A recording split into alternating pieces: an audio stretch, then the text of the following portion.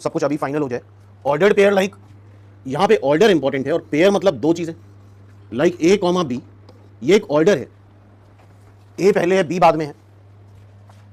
This is not equal to b comma a, ये b comma a के बराबर नहीं होगा, ठीक है भाई। यहां पे ऑर्डर इंपॉर्टेंट है कि पहले क्या है और बाद में क्या है। क्या ये बात समझ में आ रही है? जैसे 1 comma 2 is not equal to 2 comma 1, 1 comma 2 2 comma 1 के इक्विवेलेंट नहीं होगा।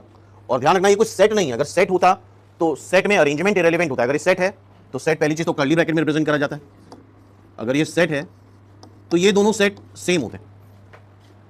क्लियर है? ये एक सिंगल एलिमेंट है, ये क्या है? एक सिंगल एलिमेंट है। जैसे फॉर एग्जांपल इतना पता होगा सबको, कोऑर्डिनेट ज्योमेट्री में सपोज कर लो 2 कॉमा 1 बनाना है तो 2 डिस्टेंस आगे जाओगे, 1 डिस्टेंस ऊपर जाओगे, तो ये दिस इज 2 कॉमा 1।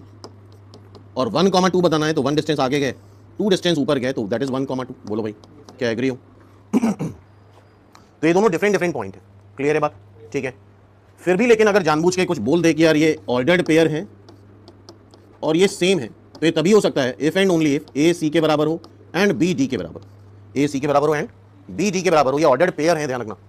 ये तभी हो सकता है जब ए सी के बराबर हो और बी डी के बराबर हो। हाँ भाई, क्या इतनी बात समझ में आ रही है सबको? बोलो यस और नो। Yes sir. तो ऑर्डर्ड पेयर में क्या होगा? ऑर्डर्ड पेयर में ऑर्डर इज इंपॉर्टेंट। 1 कॉमा 2 ये सिंगल एलिमेंट है, ये 2 कॉमा 1 के बराबर नहीं है। बेस्ट एग्जांपल कोऑर्डिनेट ज्योमेट्री का ये। क्लियर है बात? ऑर्डर्ड पेयर की जगह ऑर्डर ट्रिपलेट भी होता है। क्या होता है? Order triplet. पेयर मतलब दो, ट्रिपलेट 1 कॉमा 2 कॉमा 3 भी हो सकता है, इवन 4 एलिमेंट भी हो सकते हैं। तो ऑर्डर पेयर समझ में आ गया? हाँ भाई बोलो। तो ऑर्डर पेयर में क्या होगा बताओ? ऑर्डर पेयर में क्या होगा? A comma b comma a के बराबर नहीं होगा। स्टिल अगर a comma b c comma d के बराबर दे दिया, ऑर्डर पेयर है ये, तो तभी होगा जब ए सी के बराबर हो एंड बी डी के बराबर। हाँ भाई एग्री हो सब लोग? बड़े आगे हम लोग। फाइनल है और कोशिश करोगे यार सब फाइनल होता जाएगा, याद होता जाएगा। लिख लिया इतना सबने? हाँ भाई सबने लिख लिया। और ये जो ऑर्डर्ड पेयर है वो सिंगल एलिमेंट है। वो क्या है? सिंगल एलिमेंट है, ये कोई सेट नहीं है।